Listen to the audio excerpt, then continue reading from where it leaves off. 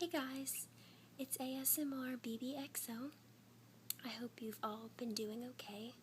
I'm really sorry I haven't been around as much.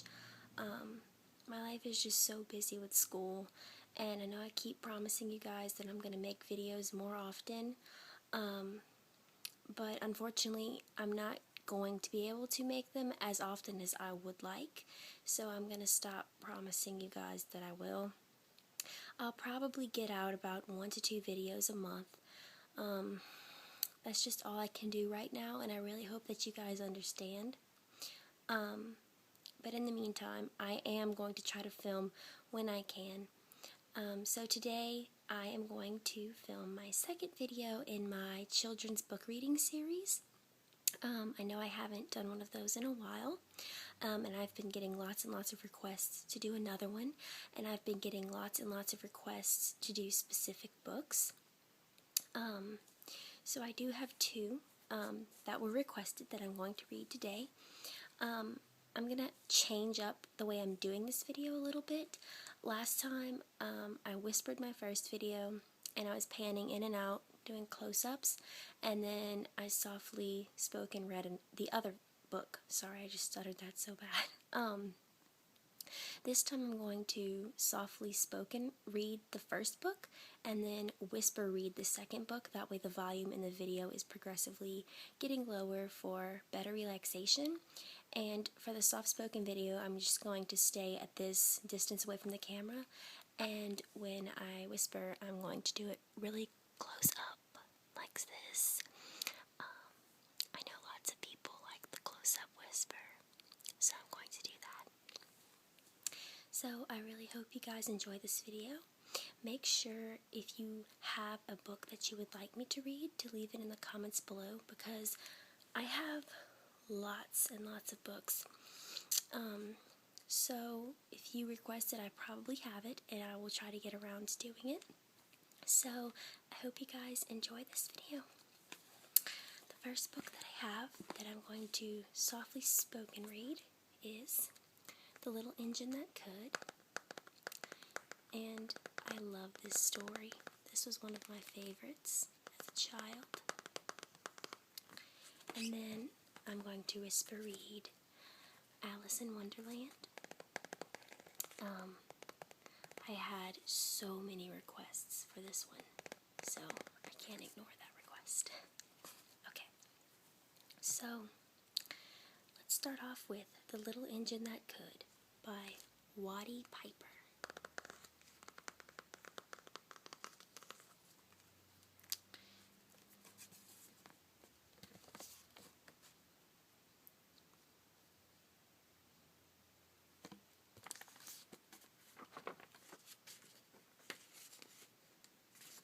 This was given to me on my 4th birthday.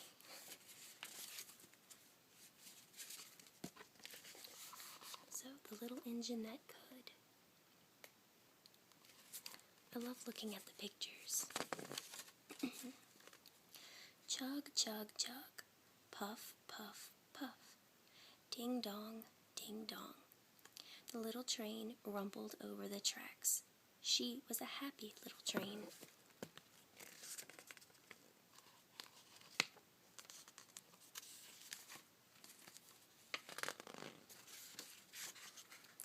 For she had such a jolly load to carry.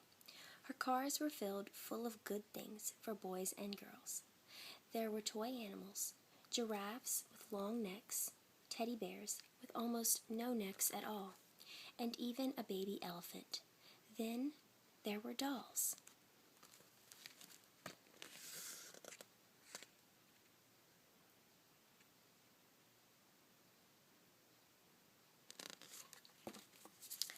Dolls with blue eyes and yellow curls. Dolls with brown eyes and brown bobbed heads. And the funniest little toy clown you ever saw. And there were cars full of toy engines, airplanes, tops, jackknives, picture puzzles, books, and every kind of thing boys or girls could want.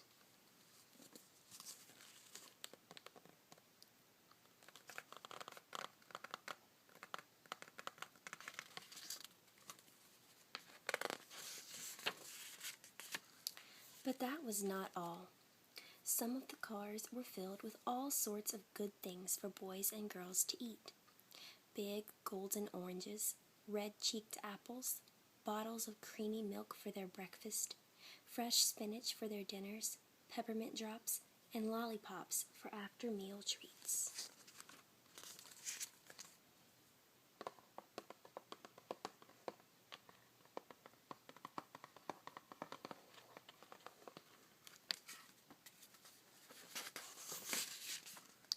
The little train was carrying all these wonderful things to the good little boys and girls on the other side of the mountain.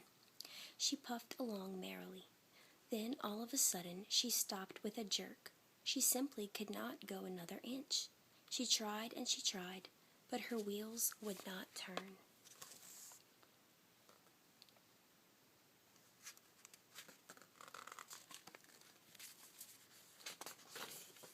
What were all those good little boys and girls on the other side of the mountain going to do without the wonderful toys to play with and the good food to eat?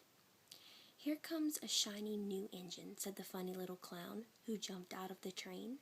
"Let us ask him to help us." So all the dolls and toys cried out together.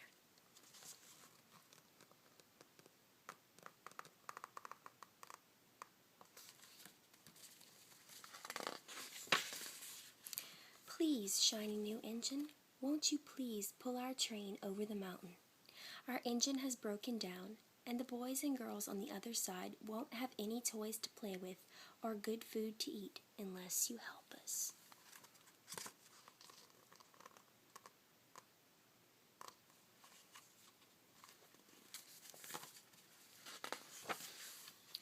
But the shiny new engine snorted. "I pull you? I am a passenger engine. I have just carried a fine big train over the mountain with more cars than you ever dreamed of. My train had sleeping cars with comfortable berths, a dining car where waiters bring whatever hungry people want to eat, and parlor cars in which people sit in soft armchairs and look out of big plate glass windows. I pull the likes of you? Indeed not."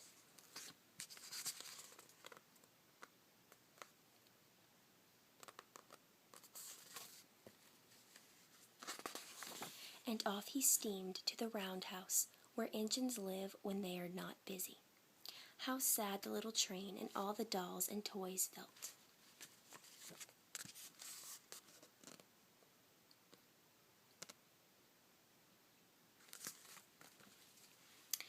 Then the little clown called out, "The passenger engine is not the only one in the world. Here is another engine coming, a great, big, strong one. Let us ask him to help us." The little toy clown waved his flag, and the big, strong engine came to a stop. "Please, oh please, big engine," cried all the dolls and toys together. "Won't you please pull our train over the mountain? Our engine has broken down, and the good little boys and girls on the other side won't have any toys to play with or good food to eat unless you help us."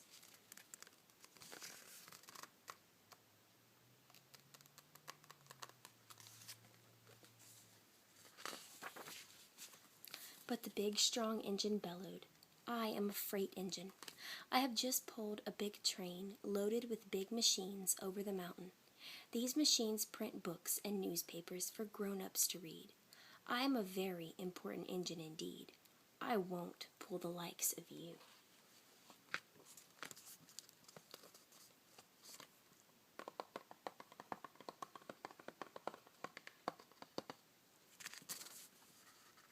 And the freight engine puffed off, indignantly, to the roundhouse.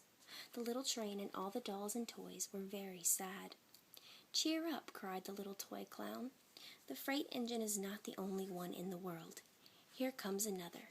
He looks very old and tired, but our train is so little, perhaps he can help us."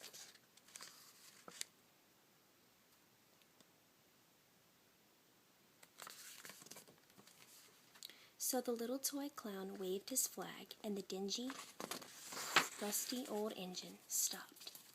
"Please, kind engine," cried all the dolls and toys together, "won't you please pull our train over the mountain? Our engine has broken down, and the boys and girls on the other side won't have any toys to play with or good food to eat unless you help us." But the rusty old engine sighed. "I am so tired. I must rest my weary wheels. I cannot pull even so little a train as yours over the mountain. I cannot, I cannot, I cannot."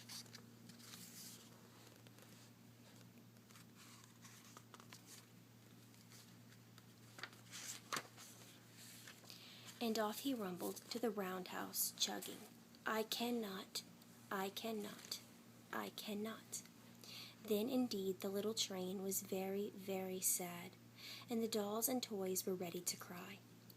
But the little clown called out, "Here is another engine coming, a little blue engine, a very little one. Maybe she will help us." The very little engine came chugging merrily along. When she saw the toy clown's flag, she stopped quickly.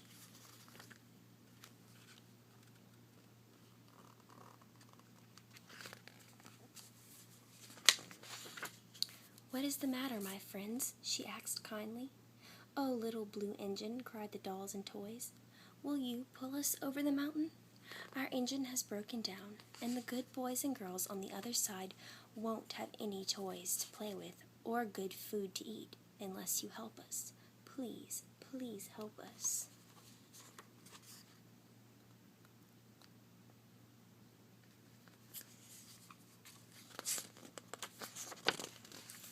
Little blue engine. "I'm not very big," said the little blue engine. "They use me only for switching trains in the yard. I have never been over the mountain." "But we must get over the mountain before the children awake," said all the dolls and the toys. The very little engine looked up and saw the tears in the doll's eyes, and she thought of the good little boys and girls on the other side of the mountain who would not have any toys or good food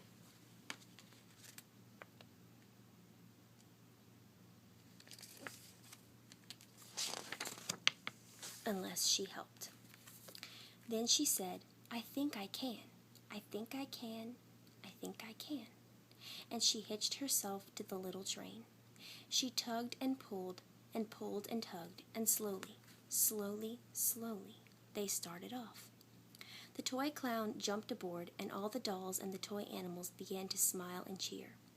Puff, puff, chug, chug, went the little blue engine. "I think I can. I think I can. I think I can. I think I can. I think I can."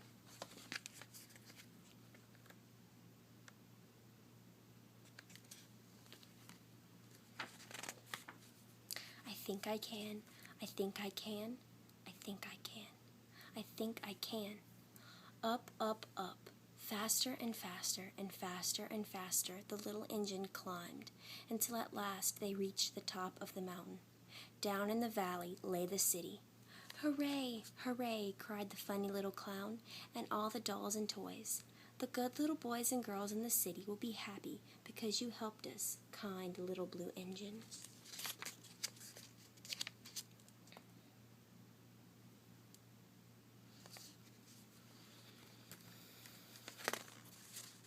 And the little blue engine smiled and seemed to say as she puffed steadily down the mountain, "I thought I could. I thought I could. I thought I could. I thought I could. I thought I could. I thought I could."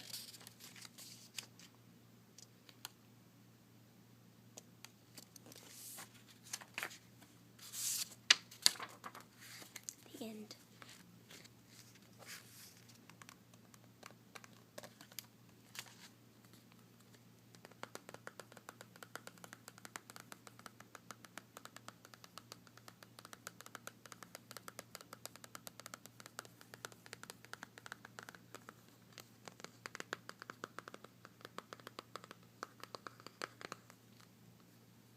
Okay, so now I'm going to whisper read Alice in Wonderland, and I'm going to get closer to the camera. Let's angle this up a little bit. Sorry. Okay, so I'm going to close up, whisper, read this story. So Alice in Wonderland.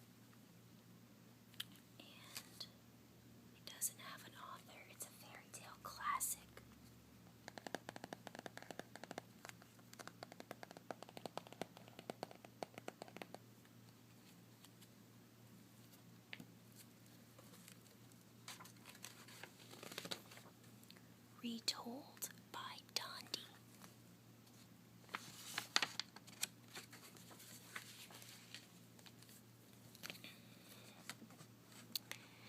Alice sat on the riverbank and watched her sister read. "What good is a book without pictures?" she complained. Then Alice noticed a quite remarkable white rabbit. The rabbit took a watch from his pocket and exclaimed, "Oh, my ears and whiskers, I'm late."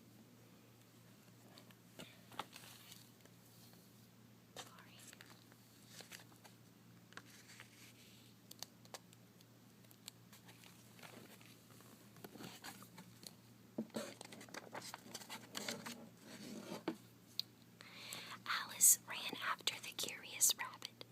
He popped down a large rabbit hole, and Alice jumped down after him. Down, down, down she fell, on and on, past cupboards and bookshelves, and bottles and jars. Thump, thump, thump, she plopped down in front of a tiny wooden door.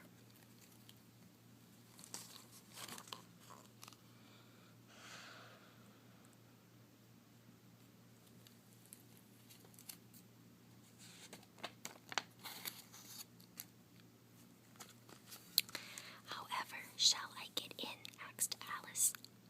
On a tiny table sat a tiny bottle with the words, "Drink me," written on the label. Alice did as she was told. "Why, it tastes like cherries and turkey and toast," she declared. But what a curious feeling! And with a jerk and another, Alice shrank to the size of a foot.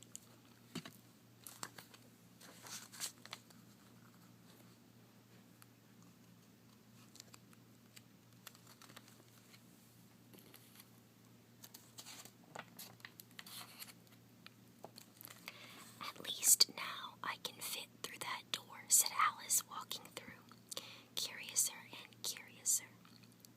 "Oh, my ears and whiskers," sang a familiar voice. "I'm late.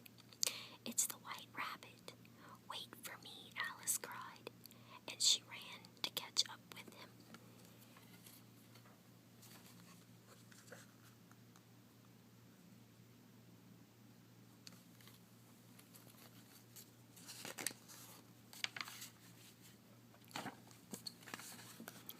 Alice followed him to a large table set out under a tree. The White Rabbit was having tea with the Mad Hatter and a snoring dormouse. "There's no room for you," cried the rabbit and the Mad Hatter. But Alice could see there was room for a dozen of her. "There's plenty of room," she said, taking a seat.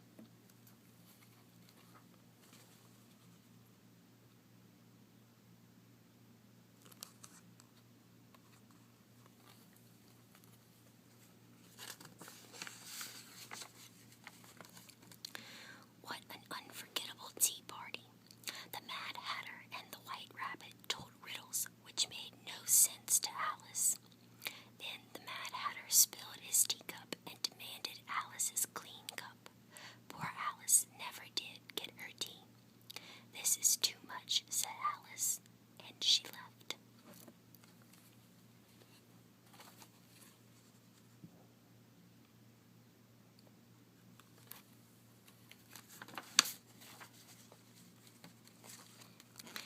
Alice ran through a Wonderland woods where she met a large blue caterpillar.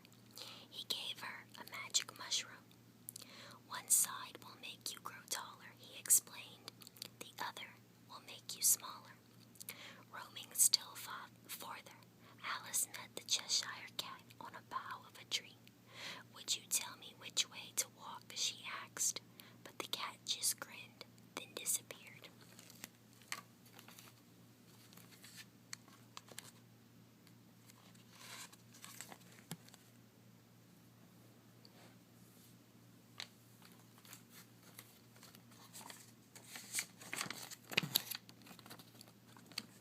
At last, Alice wandered into the most curious land yet, a world of cards.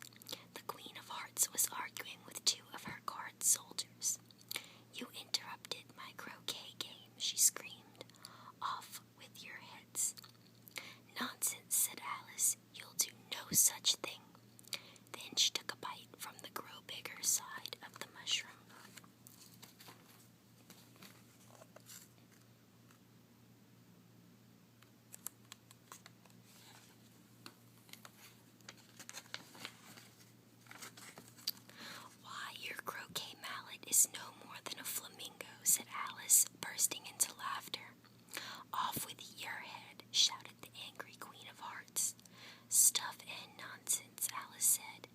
she was feeling